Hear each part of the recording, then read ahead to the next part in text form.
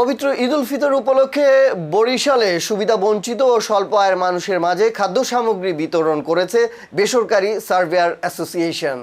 সোমবার 16 মার্চ নগরী হাসপাতাল রোডে অবস্থিত নাজির মহল্লার মনোয়ারা মঞ্জিলে এই কর্মসূচির আয়োজন করা হয়। এতে প্রধান অতিথি ছিলেন জেলা সমাজসেবা কার্যালয়ের উপপরিচালক এ.কে.এম. আখতারুজ্জামান তালুকদার মামুন। বরিশাল বেসরকারি সার্ভেয়ার অ্যাসোসিয়েশনের সভাপতি মোহাম্মদ রুহুল আমিনের সভাপতিত্বে অনুষ্ঠানে আরও উপস্থিত ছিলেন সংগঠনটির প্রধান উপদেষ্টা জাফর আলী শিকদার, সহসভাপতি এস.এম. বাবুল আক্তার, কাজল হোসেন, আবদুল্লাহ আল ফয়েজ, সাংগঠনিক সম্পাদক কাজী সাইফুল ইসলাম, কোষাধ্যক্ষ কামাল হোসেন খলিফা, দপ্তর সম্পাদক আবির হাসান, ধর্ম বিষয়ক সম্পাদক মোহাম্মদ সিদ্দিকুর রহমান সহ আরও অনেকে। ঈদের আনন্দ সবার মাঝে ছড়িয়ে দিতে এবং অসহায় মানুষের পাশে দাঁড়ানোর লক্ষ্যেই খাদ্য সামগ্রী বিতরণ কর্মসূচির আয়োজন করা হয়। 40 জন ব্যক্তির মাঝে ঈদের খাদ্য সামগ্রী উপহার হিসাবে দেয়া হয়।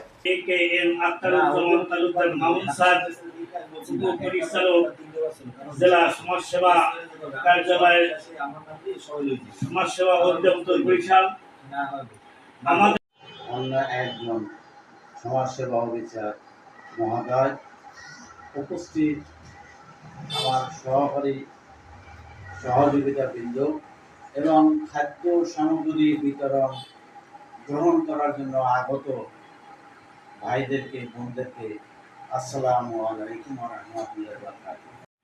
ওনার শারীরিক অবস্থা এতটা খারাপ ছিল, সুগার লেভেল এতটা নিচে নেমে গিয়েছিল, তারপরে উনি এর মাঝে যে এটা করেছেন, আমি আল্লাহর কাছে দোয়া করবো যে ওনাকে আল্লাহ যেন সুস্থতার সহিত নেক হায়াত দারাজ করেন। আমার পাশে যে লোকটি আছেন এস.এম. বাবুল আক্তার, তো আমরা আগামী যেমন গত আমাদের রমজানের আমাদের সভাপতি সাহেব ছিলেন, আজকে তো নাই, আপনাদের সভাপতি ছিলেন নাই, অনেক আগামীতে আবার পাবো কিনে যায় না। আজকে ওনার অনুপ্রেরণা, ওনার সাহসী দিক নির্দেশনে আমরা এতদূর আগাইতে পেরেছি। এবং আমার সাথে আছেন আমাদের জেলার মহানগর প্রশাসন অফিসার অশারপত্র জনাব সাহেব যুক্ত, তার বাসায় ইউডি এখানে, ওই জন্য আসতে বলছি, এখানে তো কাজও আছে। উনি অনেক অভিজ্ঞ লোক এবং আমাদের অফিসিয়াল কেবল শত ইয়ারে গেছে, কিন্তু অভিজ্ঞ লোক অফিস থাকতে পারে নাই। আমরা বিভিন্ন কাজে এই জন্য ওনাকে ডাকি। আজকেও এরই একটা কারণে উনি আমার সাথে আজকে যাবে। যাই হোক, আমার কাছে ভালো লেগেছে যে আপনাদের উদ্যোগটা খুবই প্রশংসনীয়। আরেকজনকে ডাকছি, রোকেয়া বেগম।